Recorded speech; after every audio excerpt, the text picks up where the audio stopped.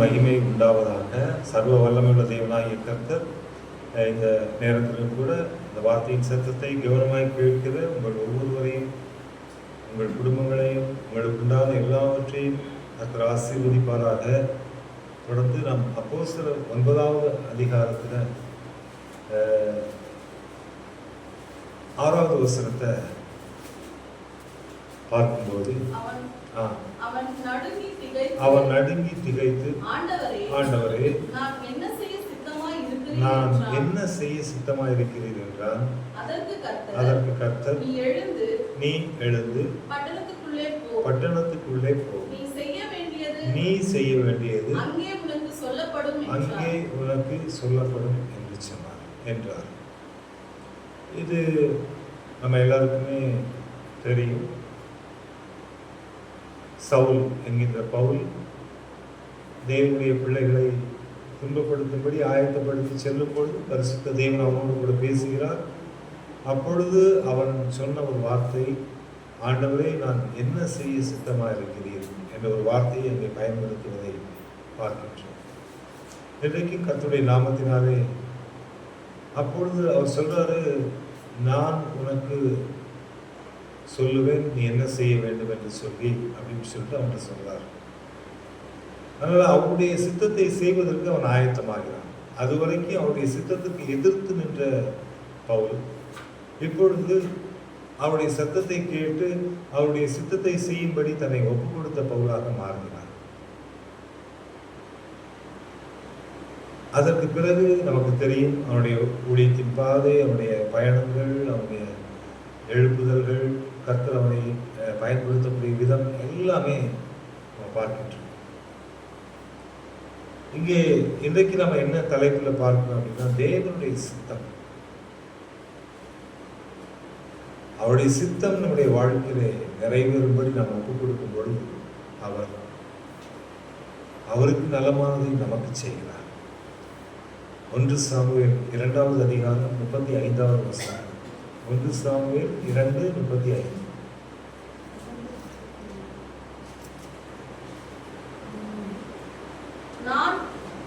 நான் என் உள்ளத்திற்கும் என் சித்தத்திற்கும் ஏற்றபடி செய்யத்தக்க உண்மையான ஒரு ஆசாரியனை எழும்ப பண்ணி அவனுக்கு நிலையான வீட்டை கட்டுவேன். அவன் என்னால் அபிஷேகம் பண்ணப்பட்டவனுக்கு முன்பாக சகல நாளும் நடந்து கொள்வான். இங்க ஆண்டவர் சொல்றாரு, என் உள்ளத்திற்கும் என் சித்தத்திற்கும் ஏற்றபடி செய்யத்தக்கதாக. ஆண்டவருடைய விருப்பம் அதுவாதான் இருக்கு. அவருடைய உள்ள அவர் என்ன மனசுல நினைக்கிறாரு, அவருடைய சித்தம் என்ன, அதற்கு ஏற்றபடி செய்யக்கூடிய பிள்ளைகளாக நம்ம காணப்பட வேண்டும். அப்படி நம்ம செய்யும் பொழுது ஆண்டவர் நம்முடைய வீட்டை கட்டுவேன் அப்படிங்கிறார். அவருடைய சித்தத்துக்கு நாம நம்மளை ஒப்பு கொடுத்துட்டோம்னா நம்முடைய வீட்டை அவர் கட்டுவாராம். ரொம்ப அழகான ஒரு வார்த்தை.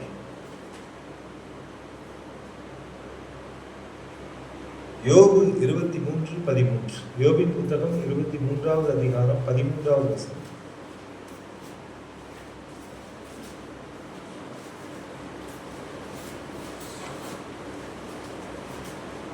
அவரோ என்றால் ஒரே மனமாயிருக்கிறார், அவரை திருப்பத்தக்கவன் யார்? அவருடைய சித்தத்தின்படி எல்லாம் செய்வார். அவர் மனம் மாறவே மாட்டார். ஒரே மனமாய் இருக்கிற தேவன். அவரை நம்ம எப்படியாவது ட்ரை பண்ணி நல்ல இரவும் பகலும் உபவாசம் போட்டு ஜெபம் பண்ணி எதையாச்சும் ஒண்ணு பண்ணி அவரை திருப்பலான்னு நினைச்சா முடியாது. அவருடைய சித்தத்தின்படி தான் செய்வார். அவர் என்ன நம்முடைய வாழ்க்கையில செய்யணும்னு நினைச்சிருக்கிறாரோ அதை செய்வார். அதனாலதான் பவுல் என்ன செய்ய சித்தமா இருக்கிறீர், நீங்க என்ன செய்ய என்னை கொண்டு நீர் என்ன செய்ய சித்தமா இருக்கிறீர் அப்படின்னு கேட்டார்.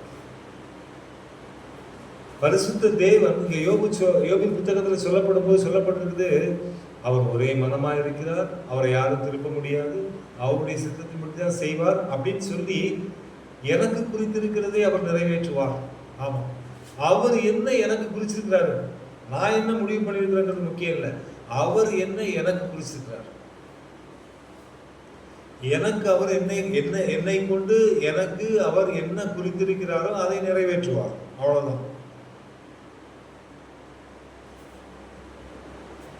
நீதிமொழிகள் 21:1. நீதிமொழிகள் 21வது அதிகாரம் 1வது வசனம். ராஜாவின் இருதயம் கர்த்தரின் கையில் நீர்க்கால்களை போல இருக்கிறது, அதை தமது சித்தத்தின்படி அவர் திருப்புகிறார். இங்க பாருங்க, ராஜாவின் இருதயம் கர்த்தரின் கையில் நீர்க்கால்களை போல் இருக்கிறதா. ஒரு ராஜாவாக இருந்தாலும் ராஜாவுடைய இருதயம் யார் கண்ட்ரோல்ல இருக்குன்னா கர்த்தருடைய கண்ட்ரோல்ல தான் இருக்கும். அவர் எப்படி திருப்பணும்னு நினைக்கிறாரோ அப்படி திருப்புறாரு. ராஜாவை நினைச்சு நாம கவலைப்பட வேண்டிய அவசியம் இல்லை. ஏன்னா அவருடைய இருதயம் தேவனுடைய கருத்துல இருக்கிறதுனால தேவனுடைய சித்தத்திற்கு அந்த ராஜாவுடைய இருதயத்தை அவர் திருப்புகிறார். அதான் சொல்லப்படுது, அதை தமது சித்தத்தின்படி அவர் திருப்புகிறார். ராஜாவை கொண்டு என்ன செய்யணும்னு ஆண்டவர் நினைக்கிறாரோ அதை செய்வார். அவ்வளவுதான். ராஜாவாக இருந்தாலும் அந்த ராஜாவின் இருதயம் கர்த்தருடைய கருத்து தான் இருக்கிறது என்பதை இந்த வசனம் நமக்கு நினைப்பூட்டுகிறது. தானியேல் 4வது அதிகாரம் 35வது வசனம். தானியேல் 4:35. தானியேலின் புத்தகம் 4வது அதிகாரம் 35வது வசனம்.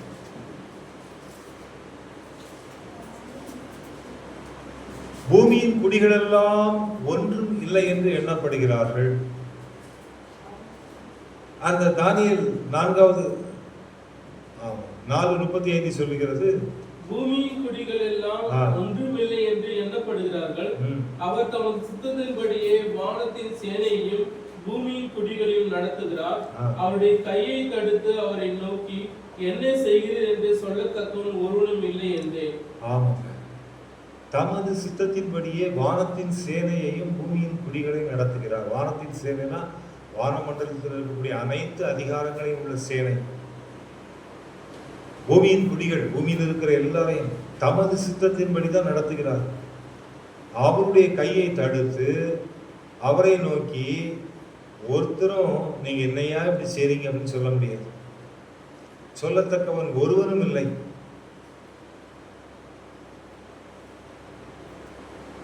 இயேசு கிறிஸ்து சொல்லக்கூடிய வார்த்தையை பாருங்க, மத்தேயு 26:39. மத்தேயு 26:39. முகம் குப்புற விழுந்து என் பிதாவே, இந்த பாத்திரம் என்னை விட்டு நீங்க கூடுமானால் நீங்கும்படி செய்யும், ஆகிலும் என் சித்தத்தின்படி அல்ல உம்முடைய சித்தத்தின்படியே ஆக கடவுள். பாருங்க, ஜெபம் பண்ணும்போது கூட ஒருவேளை நான் நினைச்சு என்னுடைய சுயத்துல என்னுடைய மாம்சத்துல ஏதாச்சும் நான் கேட்டு, அதனால அப்பா இந்த காரியங்கள்லாம் உங்க சமூகத்துல வைக்கிறேன், என்னுடைய சுய பலத்தினாலேயோ என்னுடைய சுய சித்தத்தினாலேயோ அல்ல, உமக்கு சித்தமானால் இந்த காரியத்தை வாங்கி செய்யுங்கப்பா அப்படி கேளுங்க. அது ஆசீர்வாதமா இருக்கும். ஆண்டவர் பாப்பாரு. பாருங்க, அவங்க சித்தத்துக்கு அவங்க கேட்கலையே, என்னுடைய சித்தத்தின்படி தானே கேட்கிறாங்க. அப்போ அவருடைய சித்தத்தின்படி நம்ம செயல்படும் போது அது நமக்கு பிளஸ்ஸிங்கா இருக்கும். நம்முடைய சித்தத்தின்படியே ஆக கடவுது. எபேசியர் 6வது அதிகாரம் 6வது வசனம் படிங்க. எபேசியர் 6:6. மனுஷருக்கு பிரியமாயிருக்க விரும்புகளாக பார்வைக்கு ஊழியம் செய்யாமல் கிறிஸ்துவின் ஊழியக்காரராக மனப்பூர்வமாய் தேவனுடைய சித்தத்தின்படி செய்யுங்கள். பாருங்க, நம்ம என்ன செஞ்சாலும் சரி, அது பூமிக்கு அடுத்த காரியமா இருந்தாலும் சரி, கர்த்தருக்கு அடுத்த காரியமாக இருந்தாலும் சரி, நாம் அது தேவனுடைய சித்தத்தின்படி மனப்பூர்வமாய் செய்யணும். மனுஷனுடைய சித்தத்தின்படி அல்ல, தேவனுடைய எதை செய்தாலும் தேவனுடைய சித்தத்தின்படி நாம் மனப்பூர்வமாய் செய்ய வேண்டும் என்று இந்த எபேசியர் 6:6 பார்க்கிறோம். கர்த்தருக்கு ஸ்தோத்திரம். ஏன் நம்ம எதை செய்தாலும் ஏன் தேவனுடைய சித்தத்தின்படி செய்ய வேண்டும்? ஏன் தேவனுடைய சித்தத்தின்படி செய்ய வேண்டும்? 1 யோவான் 2:17 படிங்க.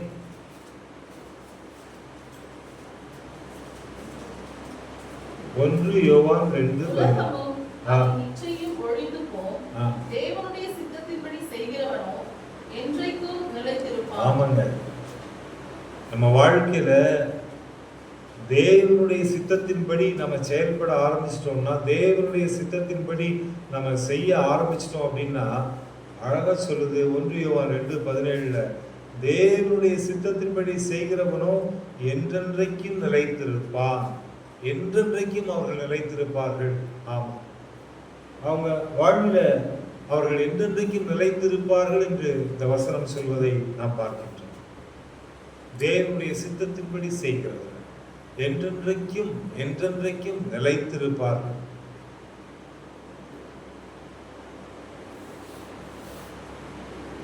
அப்போ அவருடைய சித்தத்தின்படி நம்முடைய வாழ்க்கையில நம்ம செயல்பட ஆரம்பிச்சோம் அப்படின்னா, கர்த்தர் நம்மை நிலைத்திருக்க செய்வார். கொரிந்தியரில் அழகா சொல்லப்படுகிற, கொஞ்சம் காலம் பாட அனுபவிக்கிற உங்களை தேவன் தாமே சீர்படுத்தி ஸ்திரப்படுத்தி பலப்படுத்தி, ஆமா, அந்த நிலைநிறுத்தக்கூடிய ஸ்டேஜ், நிலைநிறுத்துவது, வெரி ஸ்ட்ராங் ஃபவுண்டேஷன், அந்த நிலைநிறுத்தக்கூடிய கட்டம், அந்த நாம் நம்முடைய வாழ்க்கையில நிலைத்திருக்க வேண்டும் என்று சொன்னால் அதற்கு எது தேவை அப்படின்னா, நம்ம தேவனுடைய சித்தத்தின்படி செயல்படுவது, தேவ சித்தத்திற்கு நம்மை ஒப்புக் கொடுப்பது, அது நம்முடைய வாழ்க்கையில நாம் நிலைத்திருக்க செய்யும். அதுதான் அந்த வசனம் சொல்லும். அப்ப அவருடைய சித்தத்தின்படி செய்கிறவனே என்றென்றைக்கும் நிலைத்திருப்பான். அப்ப நம்முடைய வாழ்க்கையில நாம எதை செய்தாலும் யாருடைய சித்தத்தின்படி செய்யணும்? 1 யோவான் 5:14 வசனம் படிங்க. 1 யோவான் 5:14. நாம் எதையாகிலும் அவருடைய சித்தத்தின்படி கேட்டால் அவர் நமக்கு செவி கொடுக்கிறார் என்பதே அவரை பற்றி நாம் கொண்டிருக்கிற தைரியம். பாருங்க, அவருடைய சித்தத்தின்படி நம்ம கேட்டா அவர் நமக்கு என்ன பண்ணுவாராம்? செவி கொடுப்பார். எவ்வளவு அழகான ஒரு விஷயம். நான் என் வாழ்க்கையில அவருடைய சித்தத்துக்கு ஒப்பு கொடுத்து அவருடைய சித்தத்தின்படி என் வாழ்க்கையில நான் கேட்டா அவர் எனக்கு செவி கொடுப்பார். அல்லேலூயா. அவர் எனக்கு செவி கொடுக்கிற தேவன். அப்ப என் வாழ்க்கையில எவ்வளவு கஷ்டம் இருந்தாலும் சரிங்க, அது கடன் பிரச்சனையா இருக்கட்டும், இல்ல சரீரத்தில் ஒரு பலவீனமா இருக்கட்டும், அல்ல பிள்ளைகளை குறித்த காரியமா இருக்கட்டும், எந்த விஷயமா இருந்தாலும் சரிங்க, உங்களுடைய சித்தத்துக்கு ஒப்பு கொடுக்கிறேன் அப்பா, உங்களுடைய சித்தத்தின்படி இந்த காரியத்தில் எனக்கு மறுபுத்திர வரணும், உமக்கு சித்தமானால் இந்த காரியத்திற்கு முடிவுண்டாகும், உமக்கு சித்தமானால் என்னை நீ விடுதலையாக்கும், உமக்கு சித்தமானால் இந்த காரியத்தில் எனக்கு சமாதானத்தை தாரும். ஆண்டுடைய சித்தத்துக்கு ஒப்பு கொடுக்கும்போது அவர் நிச்சயமா செவி கொடுப்பார் என்று பைபிள்ல போகும். பாருங்க, ஒரு மனுஷன், ஒரு குஷ்டரோகி, சரீரம் முழுவதும் வேதனை, குஷ்டம். அந்த குஷ்டரோகி ஆண்டுடைய சமூகத்துக்கு வந்து பேசும்போது எப்படி கேட்கிறான் பாருங்க. மார்க்கு 1வது அதிகாரம் 39 படிக்கும்போது, கலிலேயா நாடெங்கும் அவர்களுடைய ஜெப ஆலயங்களில் அவர் பிரசங்கம் பண்ணி கொண்டும் பிசாசுகளை துரத்தி கொண்டும் இருந்தார். அப்பொழுது குஷ்டரோகி ஒருவன் அவரிடத்தில் வந்து அவர் முன்பாக முழங்கால் படியிட்டு, உமக்கு சித்தமானால் என்னை சுத்தமாக்க உம்மால் ஆகும் என்று வேண்டிக் கொண்டான். ஐயோ, என்னால முடியல, என்னை எப்படியாவது சுத்தமாக்குங்க அப்படின்னு அவன் கேட்கல. அவன் ரொம்ப அழகா அப்படி சொல்றான். முதல்ல வரான், வந்துட்டு ஆண்டோடைய சமூகத்துல முழங்கால் படியிடுதான். முழங்கால் படியிட்டு, உமக்கு சித்தமானால் என்னை சுத்தமாக்கும், நீங்க முடிவு பண்ணீங்கன்னா என்ன குணமாகணும்னு முடிவு பண்ணீங்கன்னா உங்களால முடியும், அவ்வளவுதான். நீங்க முடிவு பண்ணலைன்னா முடியாது. அப்ப அவர் முடிவு பண்ணாதான் நம்முடைய வாழ்க்கையில எல்லாமே முடியும். அவர் முடிவு பண்ணாம எதுவுமே முடியாது. அதுதாங்க சொல்றாப்புல, உமக்கு சித்தமானால் என்னை சுத்தமாக்க உம்மால் ஆகும் என்று வேண்டிக் கொண்டான். ஆண்டவர் பார்க்கிறார், அவன் தன்னை சார்ந்து இருக்காமல் என்னை சார்ந்து இருக்கிறானே, அவனுடைய காரியத்தை குறித்து அதை நிறைவேற்ற வேண்டும் என்று அவன் கேட்காமல், உம்மால் ஒருவேளை உங்களை இரக்கமோ உங்க கிருபையோ எனக்கு இருந்தா, நீங்க எனக்கு இந்த காரியத்துல அனுக்கிரகம் பண்ணணும்னு நினைச்சீங்கன்னா செய்யுங்கப்பா,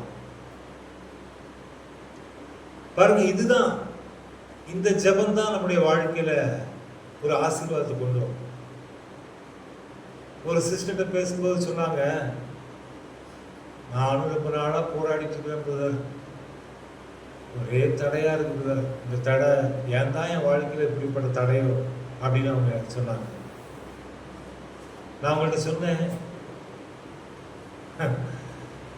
தேவன் செய்ய நினைப்பதை தடுப்பது யார்? யாரும் தடுக்க முடியாது. பைபிள்ல வசனம் போட்டிருக்கு சிஸ்டர், அவர் செய்ய நினைத்தது ஒருபோதும் தடைபடாதுன்னு போட்டிருக்கு. யோபின் புத்தகத்துல அந்த வார்த்தை இருக்கு. அவர் ஒரு காரியத்தை செய்யணும்னு நினைச்சாச்சுன்னா எந்த மனுஷனும் அதை தடுக்க முடியாதுன்னு போட்டிருக்கு. அப்போ நீங்க எனக்கு 2-3 வருஷமா தடையாவே இருக்குது, நான் போராடிட்டு இருக்கேன் அப்படின்னு சொல்றீங்க அப்படின்னா நீங்க சொல்றது தப்பு சிஸ்டர். ஆண்டவர் தடை பண்றவர் கிடையாது, தடையை நீக்கக்கூடியவர் தான் ஆண்டவர். அவர் இன்னும் செய்ய நினைக்கல, அதான் விஷயம். இன்னும் அவர் செய்ய நினைக்கல, அதான் உண்மை.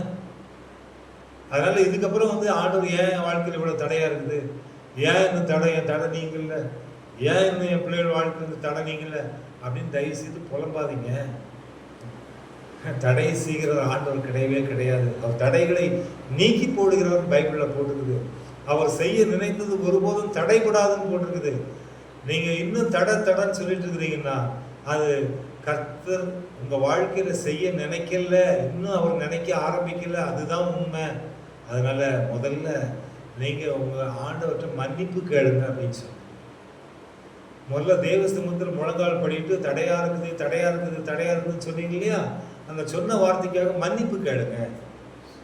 இதுக்கப்புறம் நான் அப்படி சொல்ல மாட்டேன் அப்படின்னு மன்னிப்பு கேட்டுட்டு உங்க சித்தத்துக்கு ஒப்பு கொடுக்கிறேன். அப்பா, நீர் நலமானதை செய்யுங்க, நீங்க தான் எனக்கு உயிர் கொடுத்தீங்க, என்ன சாட்சியா வச்சிருக்கிறீங்க, நீங்க எங்க வாழ்க்கையில இந்த காரியத்துல என்ன செய்ய நினைக்கிறீங்களோ செய்யுங்கப்பா அப்படி ஜெபம் பண்ண ஆரம்பிங்க. கர்த்தர் நலமானதை செய்வார் அப்படின்னு சொன்னேன். பாருங்க, நம்ம ஆண்டவர்கிட்ட நம்ம ஜெபம் பண்ணும் போது அல்லது ஒருத்தர்கிட்ட பேசும்போது நம்ம கர்த்தரை மறுதளிக்கக்கூடிய வார்த்தைகளை பேசும்போது கூட நம்முடைய ஆசீர்வாதங்கள் தடைபட்டு போகுது. அப்போ இங்க இந்த குஷ்டரோகி கூட ஆண்டவர்கிட்ட பேசும்போது அவன் சொல்றான், உமக்கு சித்தமானால் என்னை சுத்தமாக்க உமாலாம். இயேசு மனதுருகி கையை நீட்டி அவனை தொட்டு எனக்கு சித்தம் உண்டு சுத்தமாகு என்றார். இப்படி அவர் சொன்ன உடனே குஷ்டரோகம் அவனை விட்டு நீங்கிற்று, அவன் சுத்தமானான். பிரியமானவர்களே, பரிசுத்த தேவன் நாம் எதையாகிலும் அவருடைய சித்தத்தின்படி கேட்டால் அவர் நமக்கு செவி கொடுப்பார் என்பதை மறந்துவிட வேண்டாம்.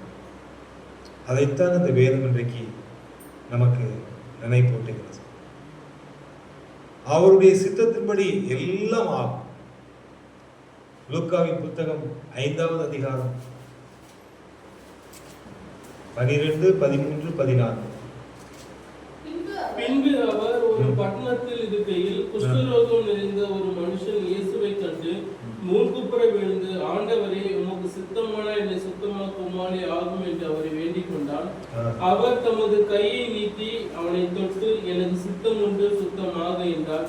உடனே குஷ்டரோகம் அவனை விட்டு நீங்கிற்று. பாருங்க, மூக்குப்புற விழுந்து, ஆண்டவரே, உமக்கு சித்தமானால் என்னை சுத்தமாக்க உம்மாலே ஆகும் அவரை வேண்டிக் கொண்டார். என்னை எப்படியாவது சுத்தமாக்கும் அப்படின்னு வேண்டிக் கொள்ளும். கர்த்தாவே, என் மேல இறக்க வைங்க, கிருபை வைங்க. நீங்க நினைச்சா மட்டும்தான்ப்பா முடியும். நான் நினைச்சாலோ என்னுடைய சுய பலத்தினாலோ நான் எதையாவது செய்து இதை முடிச்சதுன்னு நான் நினைச்சாலும் முடியாதப்பா. நீங்க சித்தமானால் நீங்க செஞ்சா எனக்கு முடியும் அப்படின்னு கேட்கிறேன். அப்போ ஆண்டவர் சொல்றாரு, எனக்கு சித்தம் உண்டு. ஆமா, நீ சுத்தமா.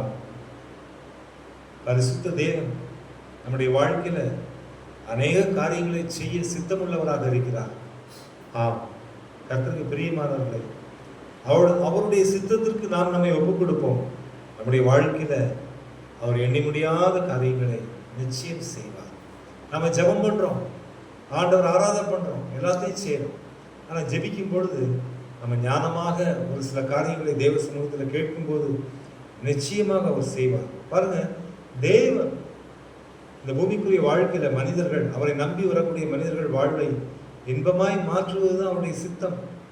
நோய்களை நீக்குவது அவருடைய சித்தம், பேய்களை நீக்குவது அவருடைய சித்தம், பலவீனங்களை நீக்குவது அவருடைய சித்தம், மகிழ்ச்சியை உண்டாக்குவது அவருடைய சித்தம், துக்கங்களை மாற்றுவது அவருடைய சித்தம்.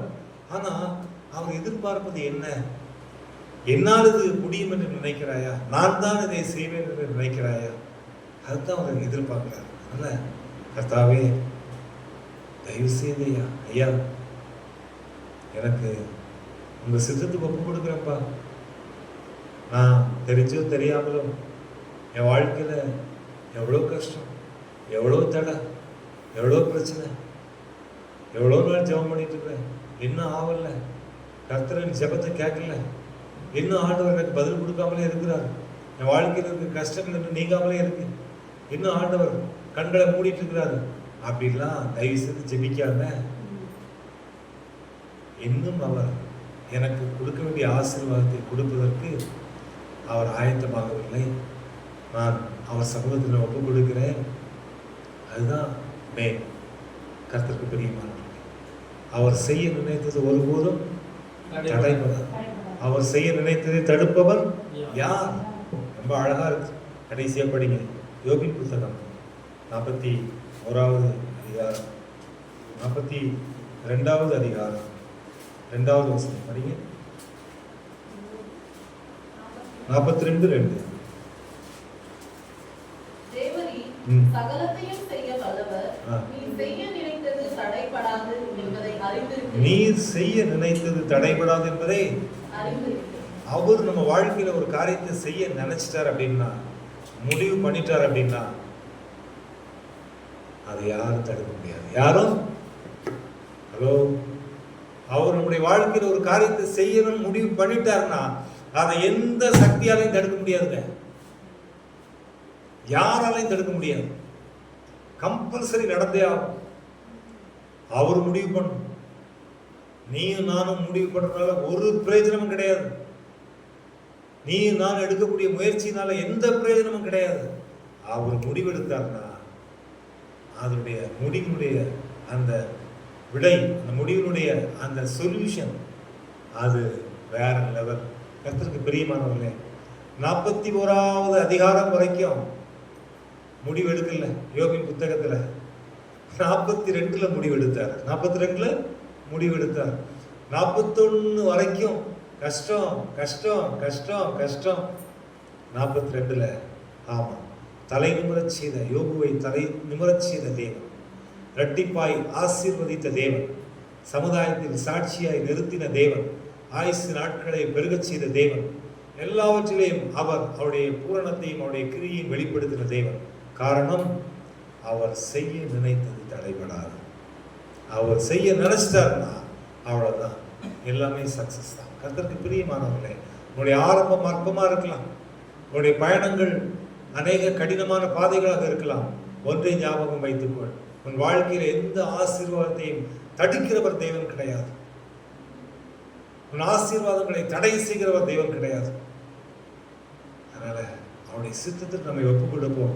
நம்முடைய வழிகளை நாம் அவருக்கு நேராக அவர் சித்தத்திற்கு ஒப்புக் கொடுக்கும் போது அவரிடத்தில் அர்ப்பணித்து, நீங்க செய்யுங்கப்பா, நான் ஒண்ணுமே இல்லை, நீங்க என்ன செஞ்சாலும் ஐ எம் அக்செப்டட். ஆமா, நீங்க எதை செய்தாலும் எனக்கு நன்றி, உமக்கு நன்றி அப்பா என்று சொல்லி நம்ம ஒப்புக் கொடுக்கும் போது அவர் செய்ய நினைத்தது ஒருபோதும் கர்த்தருக்கு மகிமை உண்டாவது.